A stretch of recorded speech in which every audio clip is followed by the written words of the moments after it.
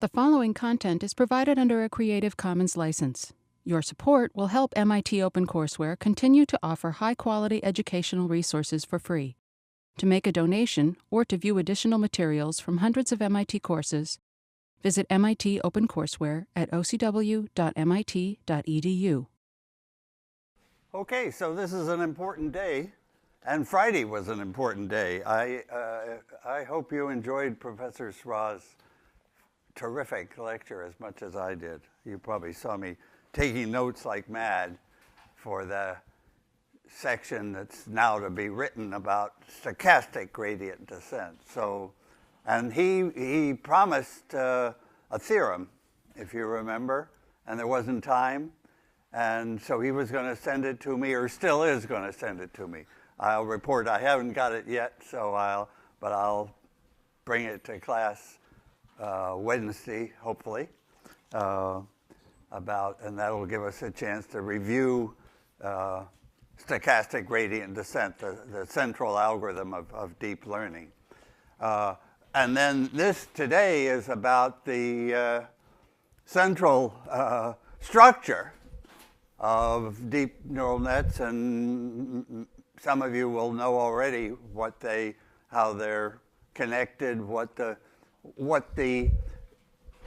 function f, the learning function, you could call it the learning function, that's constructed.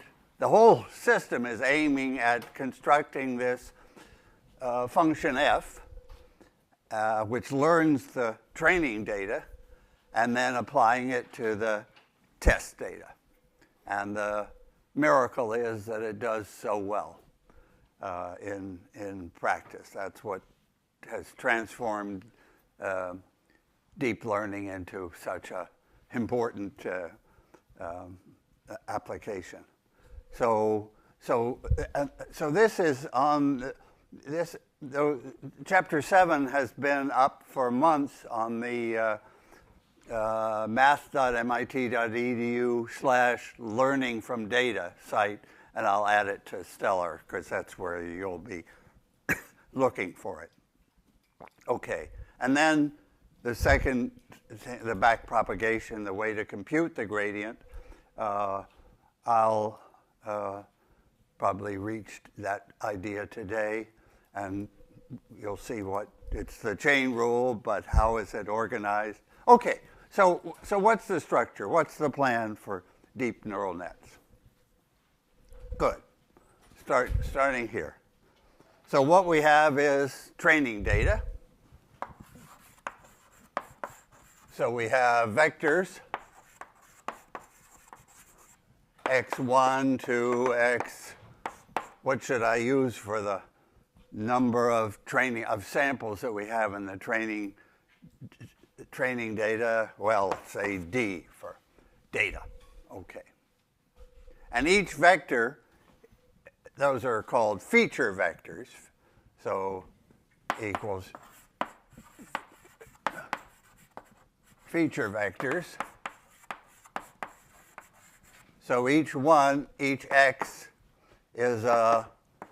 has like m features. So maybe my notation isn't so hot here.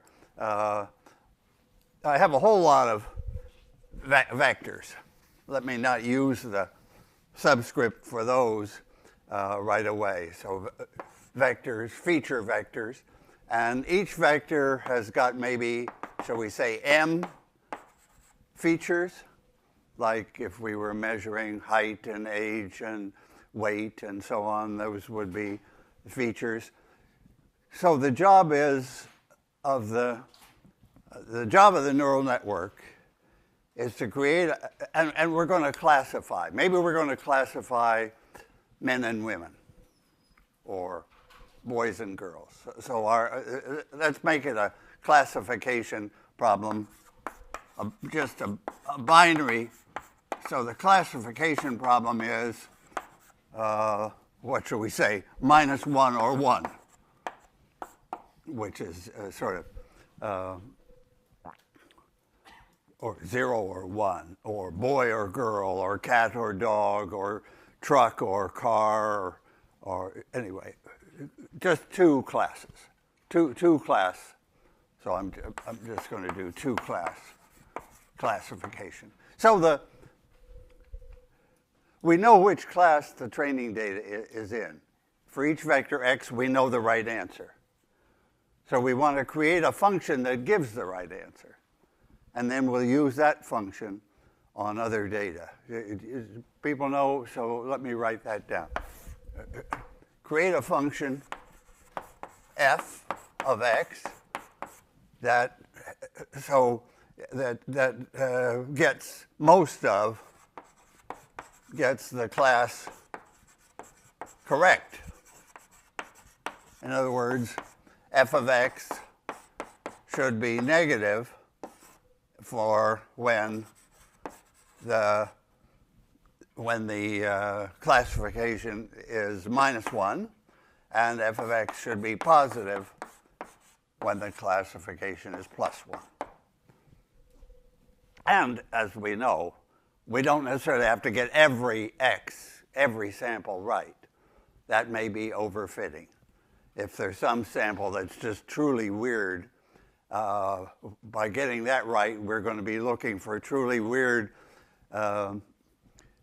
data in the test set, and that's not a good idea. We want the rule that we're trying to discover the rule that covers almost all cases, but not every crazy weird case. Okay, so that's our job, to create a function f of x that is correct on almost all of the training data. Yeah. So before I draw the picture of the network, let me just remember to mention the site Playground. I don't know if you've looked at that, so I'm going to ask you. Playground at TensorFlow.org. How many know that site or have messed with it? Just a few. Okay. So it's not a very sophisticated site. It's got only 4 examples. 4 examples, and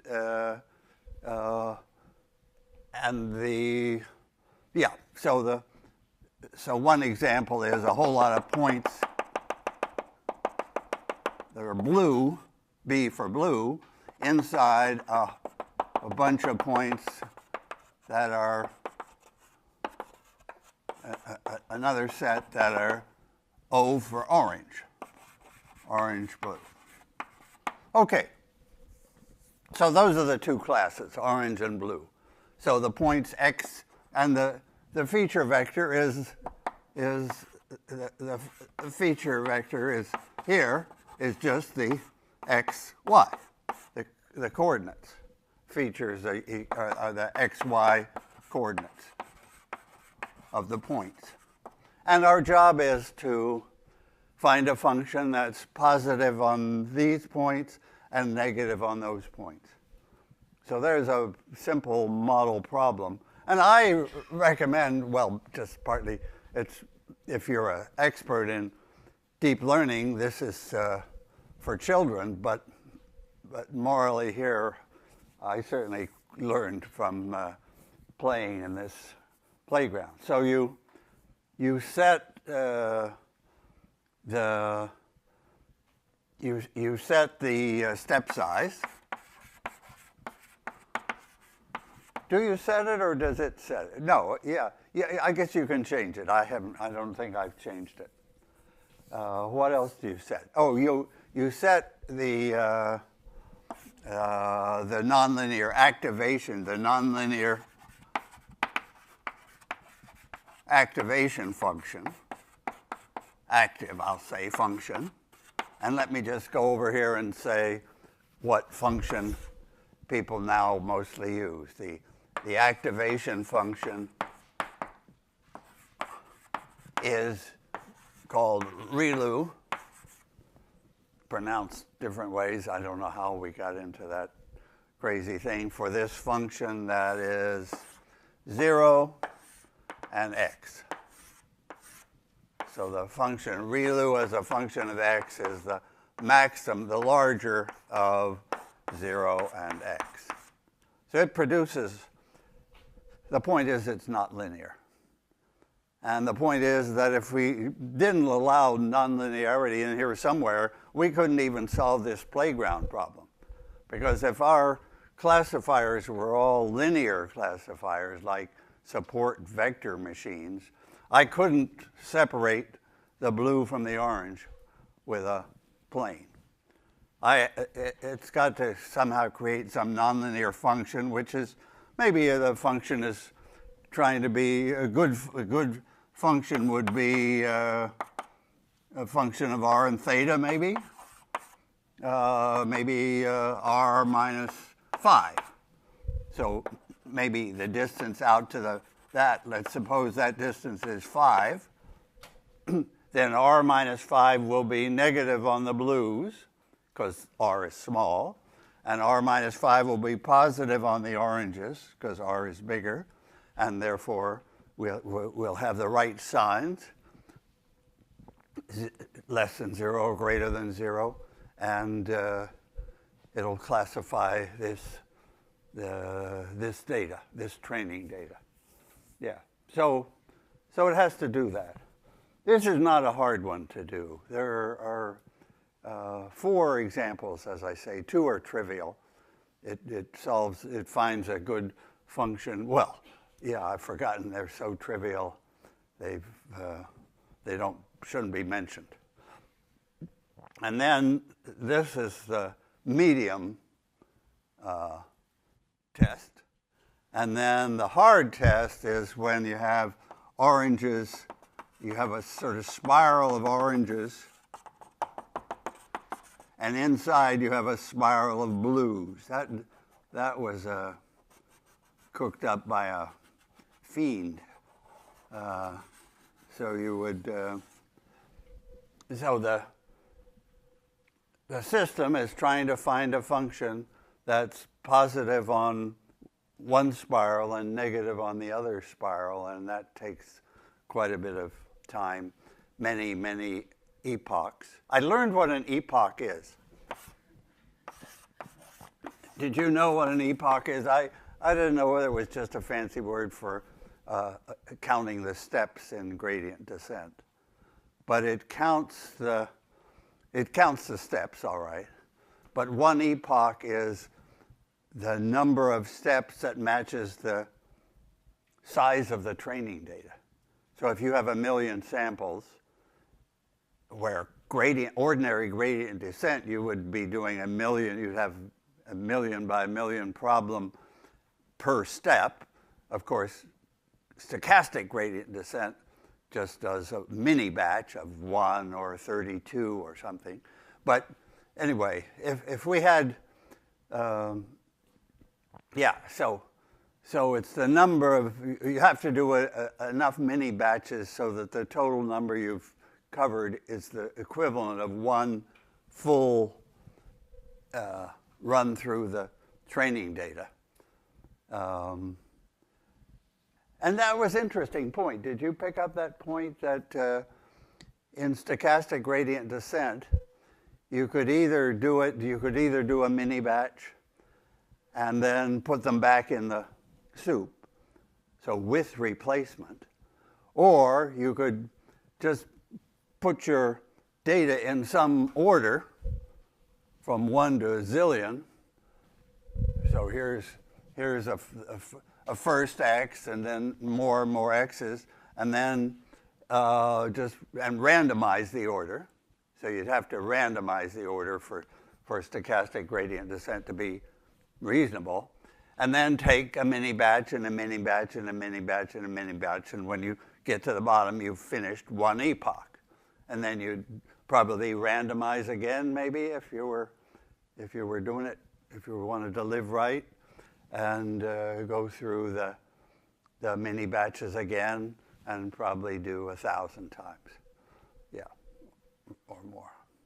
Anyway, so I haven't said yet what you do, what this f of x is like, but you can sort of see it on the screen because as it creates this function f, it kind of plots it.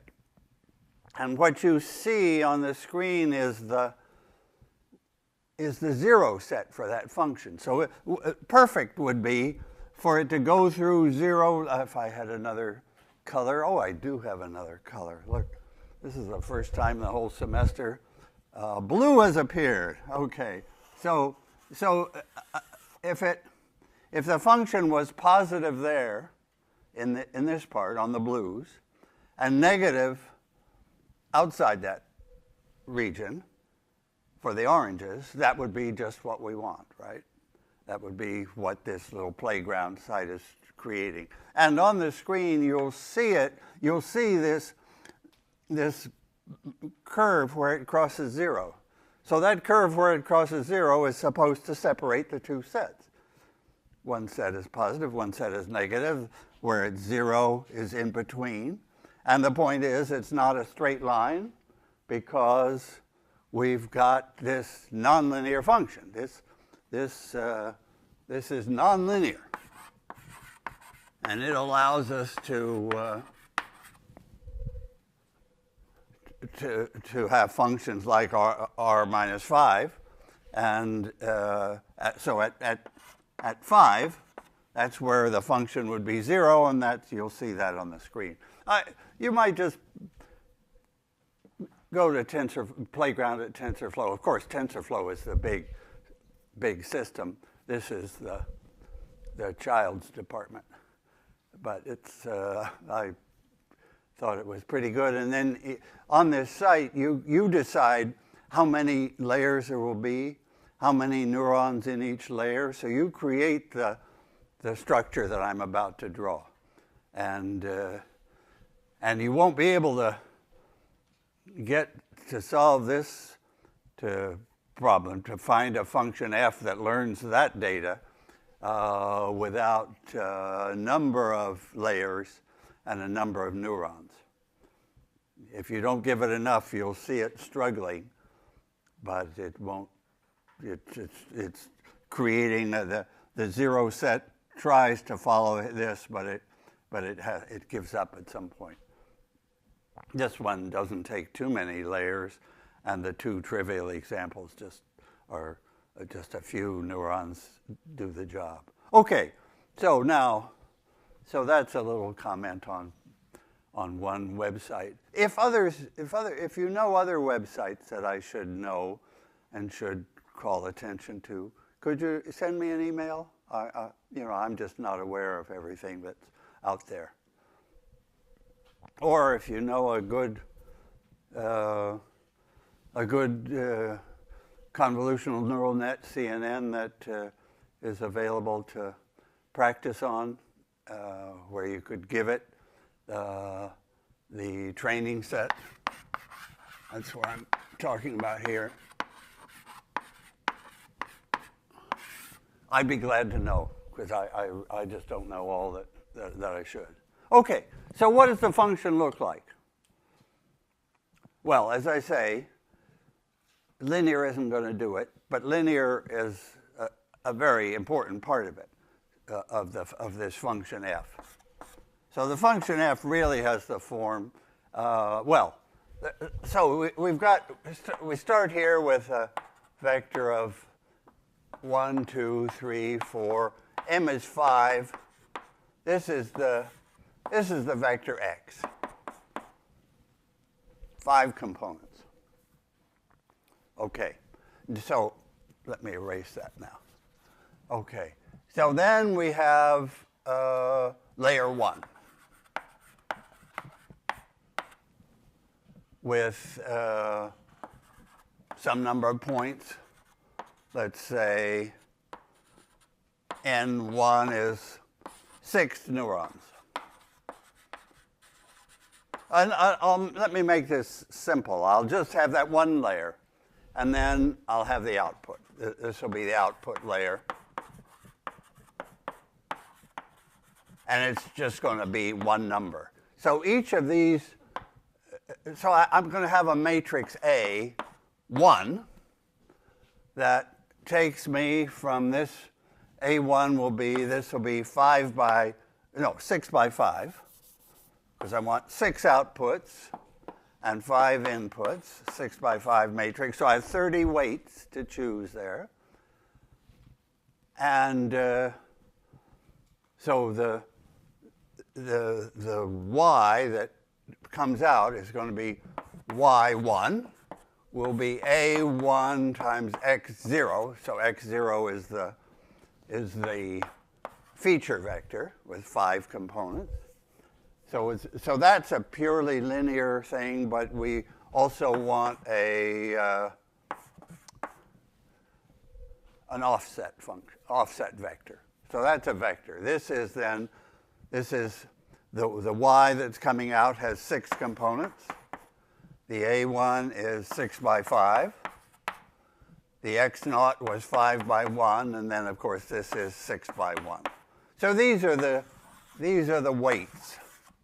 Well, yeah, I'll call them all weights. Weights to compute.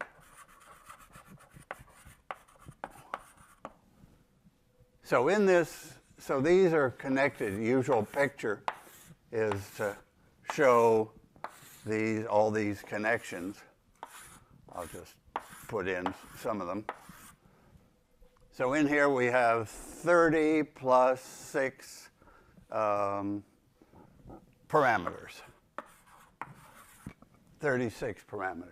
And then I'm going to close it's going to be a very shallow thing, so that will be just 1 by 6. Yeah, just, okay, yeah. Right, so we're just getting one output. So that's just a vector at this final point. But of course, the whole idea of deep neural nets is that you have many layers. So you have that 36 more realistically is in the tens of thousands, and you have it multiple times. And the idea seems to be that the first layer, that you can sort of separate what layer 1 learns about the data and from what layer 2 learns about the data. Layer 1, this A1, apparently, by just looking after the computation, this learns some basic facts about the data. This learns the next A2, which would go in here, would learn more detail, and then A3 would learn more detail. So we would have a number of layers. And it's that construction that has made neural nets successful. But I haven't finished, because right now it's only linear. Right now I just have, I'll call it A2 in here. Right now I would just have a matrix multiplication, apply A1 and then apply A2. But in between, there's a 1 by 1 action on each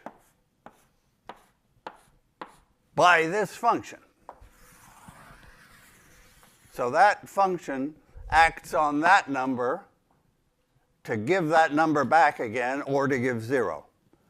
So in there is ReLU, right? In this it comes ReLU on each 6 copies of ReLU acting on each of those 6 numbers, right?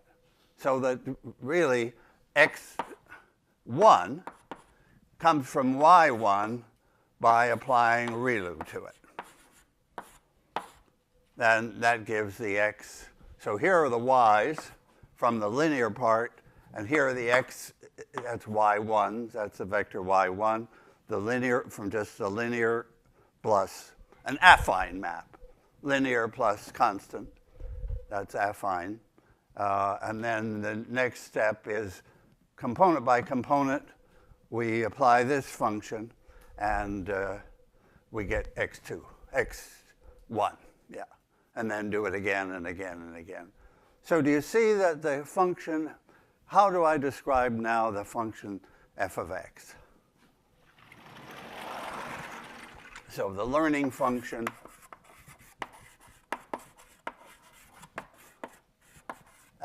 which depends on the weights, on the a's and b's, is, so I start with an x, I apply f1, a1 to it. Yeah, let me do this. So this is the function f of x. F of x is going to be f3, let's say, of f2 of f1 of x. 1, 2, 3 parentheses, right? Okay, so it's a chain, you could say. F is a, what's the right word for a chain of functions? If I take a function of a function, which is the reason I use the word chain is that the chain rule gives the derivative. So a function of a function of a function, that's called composition, composing function. So this is a composition. I don't know if there's a standard symbol for starting with F1 and do some composition and do some composition. And now what are those separate Fs? Those separate Fs are the so the separate Fs are the F1 of a vector would be, it includes the ReLU part, the nonlinear part of A1x0 plus B1. So 2 parts. You do the linear or affine map on your feature vector, and then you, component by component, you apply that nonlinear function. And it took some years before that nonlinear function became a big favorite. People imagined that it was better, it was important to have a smooth function. So the original functions were sigmoids, like S-curves, but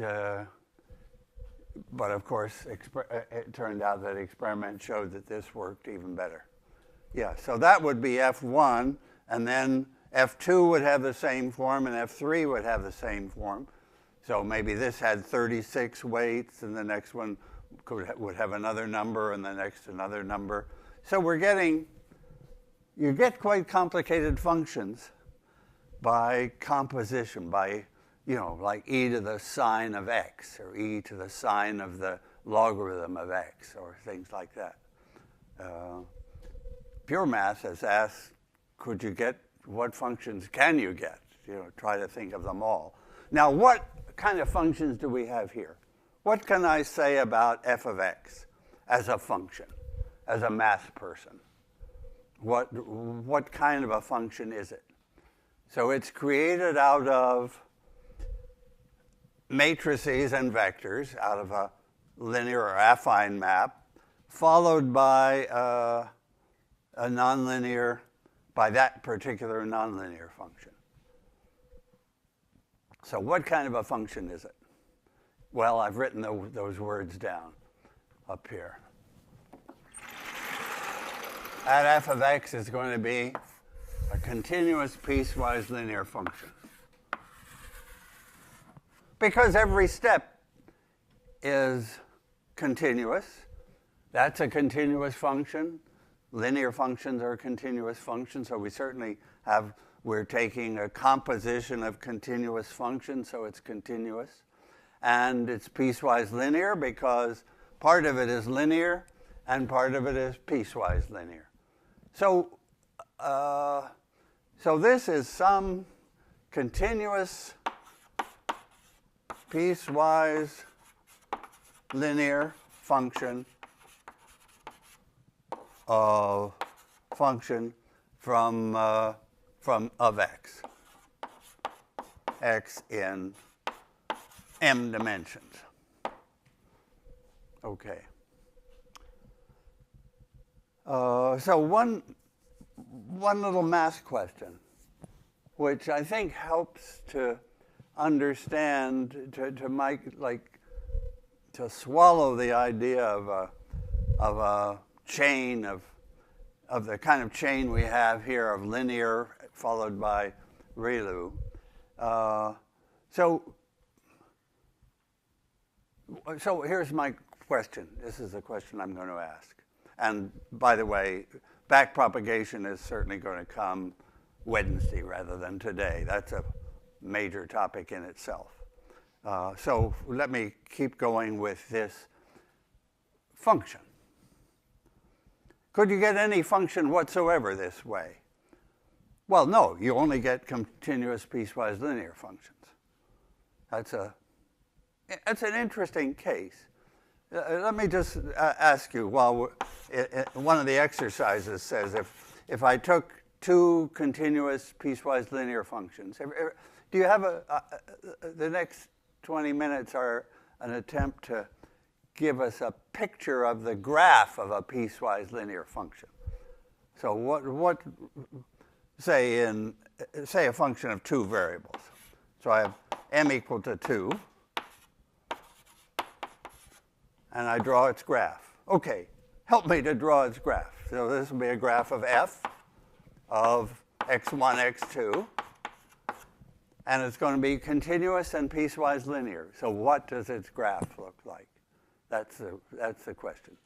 What's the graph of a piecewise linear function look like? Well, it's got flat pieces, right?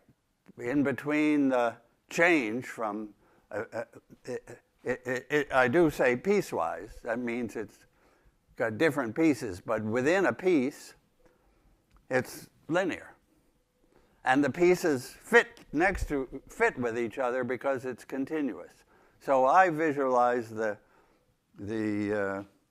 it's like origami. This is the theory of origami, almost. So right, origami, you take a flat thing and you fold it along straight folds. So what's different from origami? Maybe not much. Well, maybe origami allows more than we allow here. Origami would allow you to fold it up and over. So origami would give you a multi-valued thing because, it's got a top and a bottom and other folds. This is just going out to infinity in flat pieces. And the question will be, how many pieces? So let me ask you that question. How many pieces do I have? You see what I mean by a piece? So I'm thinking of a graph that has these flat pieces, and they're connected along straight edges. And those straight edges come from the ReLU operation. That's got two pieces. Actually, we could do in 1D, we could count the number of pieces pretty easily. So what would be a piecewise linear? Let me put it over here on the side and erase it soon. Okay. So here's m equal 1, a continuous piecewise linear f. I'll just draw its graph. So, okay. So it's got straight pieces, like so. Yeah, you got the idea. It's a broken line type. Sometimes people say broken line, but I'm never sure if that's a good description of this piecewise linear continuous. So it's continuous because the pieces meet, and it's piecewise linear, obviously. Okay, so that's the kind of picture I have for a function of one variable.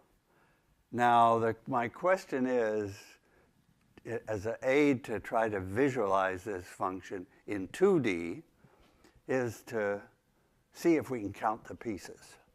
See if we can count the pieces. Yes, and so that's in this notes. I found it in a paper by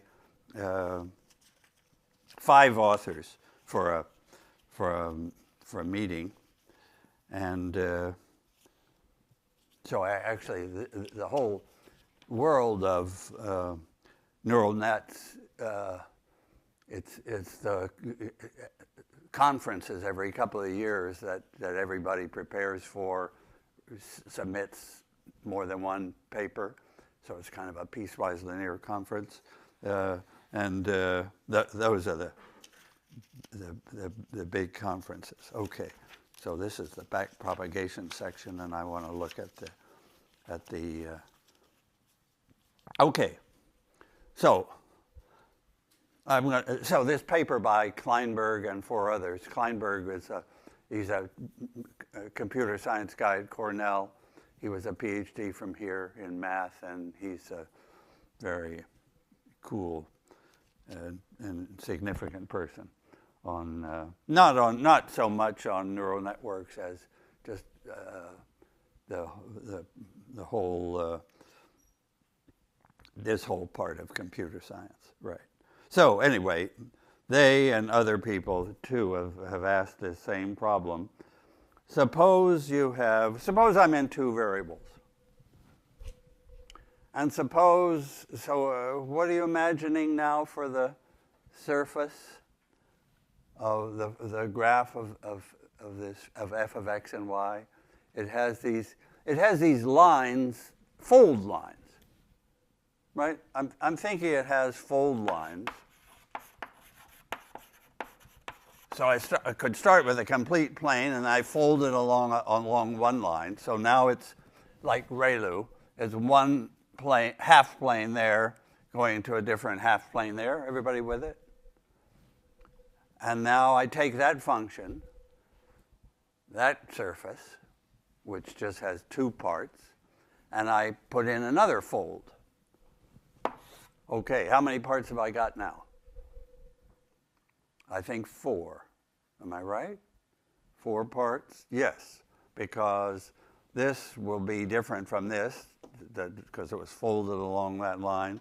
So these will be 4 different pieces. They have the same value at the center there, and they match along the lines. But so the number of flat pieces is 4 for this. So that's with 2 folds. And now I just want to ask you, with m folds, how many pieces are there? Can I get up to 3 folds? So I'm going to look for the number of folds. So let me just get a notation. Maybe R. R is the number of flat pieces. And m is the dimension of x. In my picture, it's 2. And n is the number of folds. So let me say it again. I'm taking a plane. I'll fold it, plane because the dimension was 2. I'll fold it n times. How many pieces? How many flat pieces?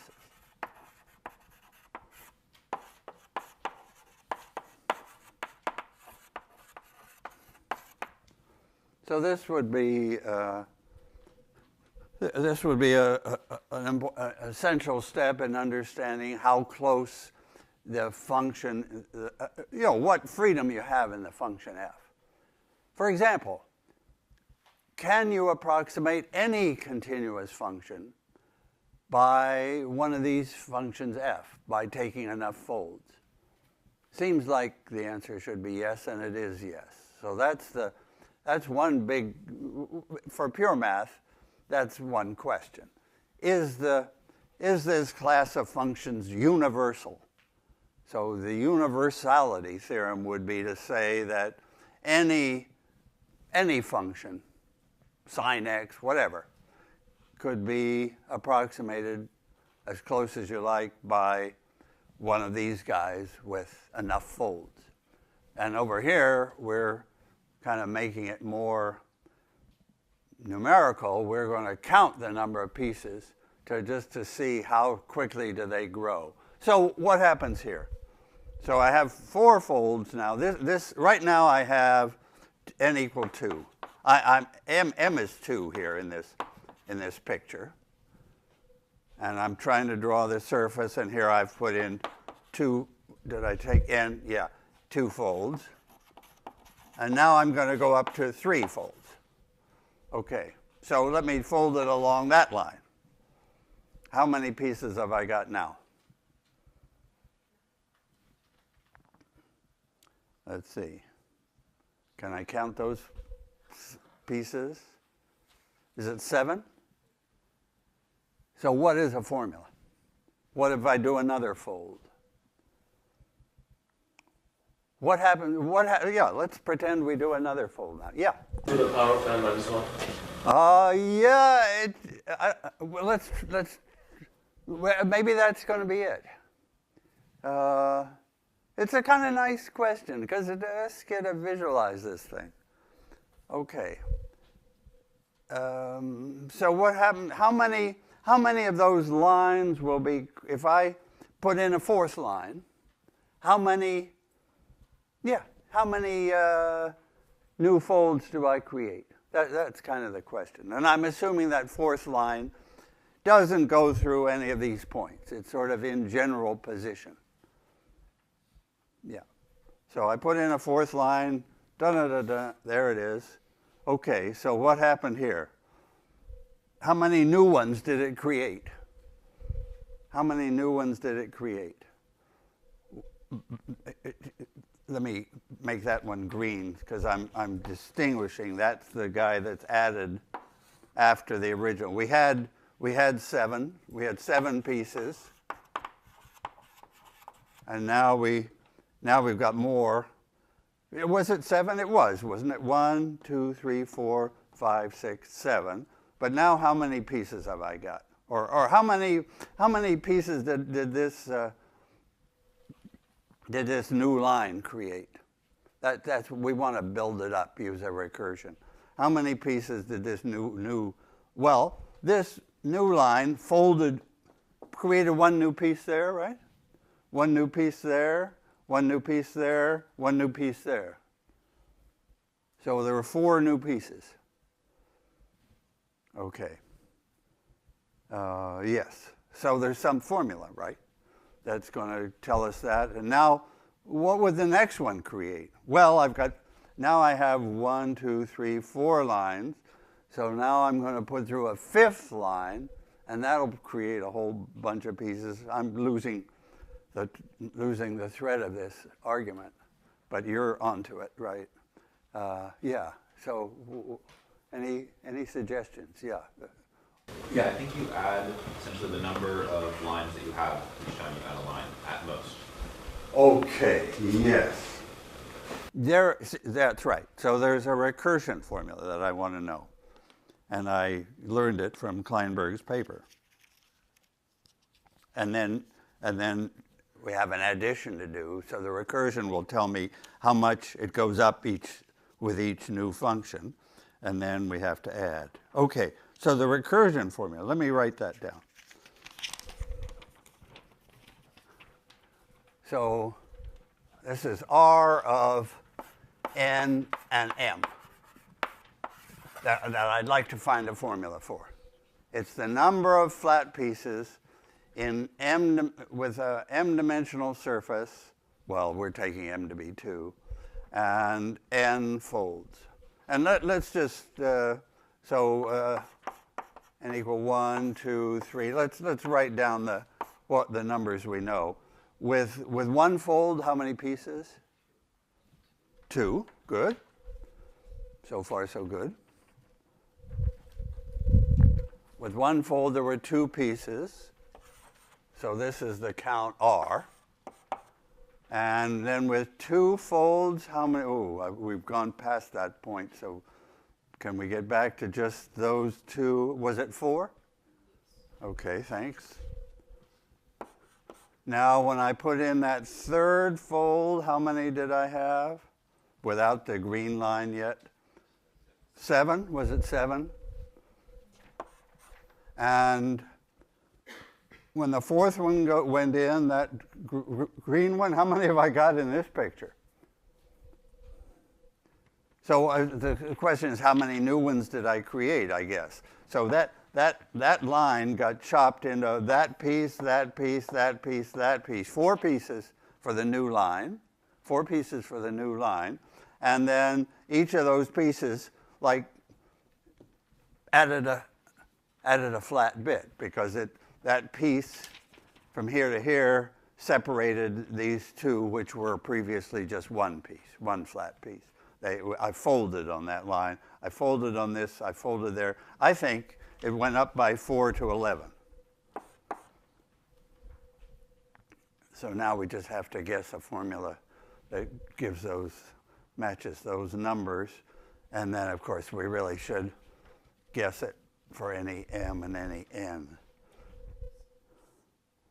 And I'll write down the formula that they found. It involves binomial numbers. Everything in the world involves binomial numbers, because they satisfy every identity you could think of.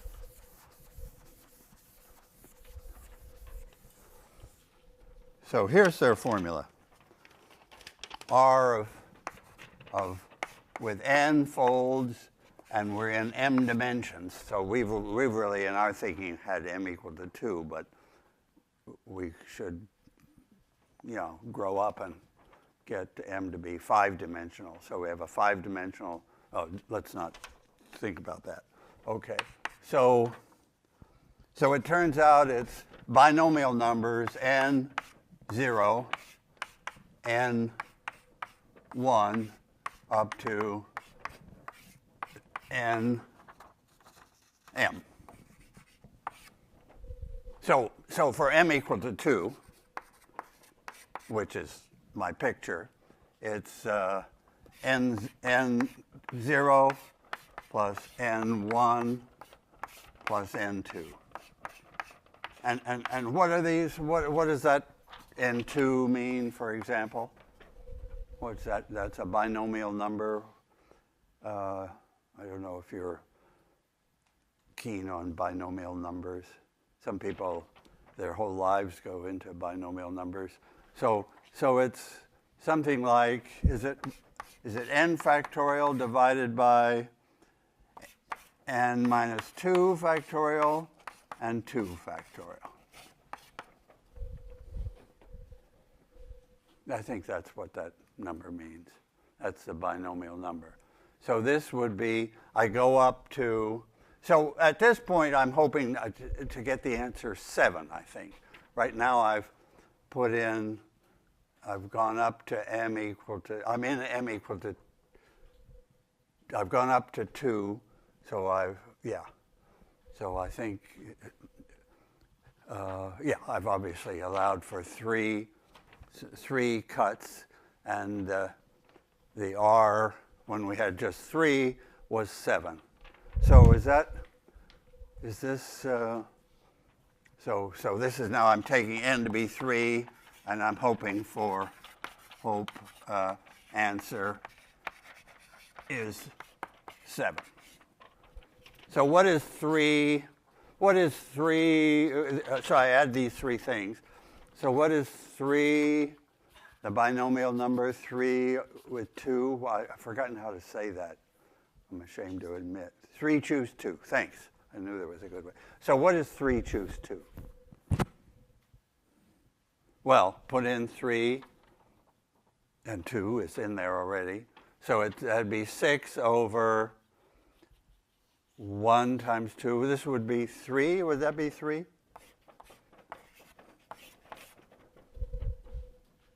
And what is 3 choose 1? How do you know that? You're probably right. 3, I think, yeah. Oh, yeah, it's probably a theorem that if these add to 3, yeah. So this, I'm doing n equals 3 here. Okay, so yeah, I agree. That's 3. And what about n choose 0? What's that? You have to live with 0 factorial, but that 0 factorial is by no means 0. So what is 0 factorial? 1. Yeah. I remember when I was an undergraduate having a bet on that. I won, but he didn't pay off. So, yeah. So 3, this is 3 factorial over 3 factorial times 0 factorial. So it's 6 over 6 times 1. So it's 1. Yeah. So 1 and 3 makes 7. So that proves the formula. Well, it doesn't quite prove the formula, but the way to prove it is by an induction. And I'll just, if you like this stuff, the recursion that you use induction on, which is just what we did now, what we did here. So here comes in a number 4,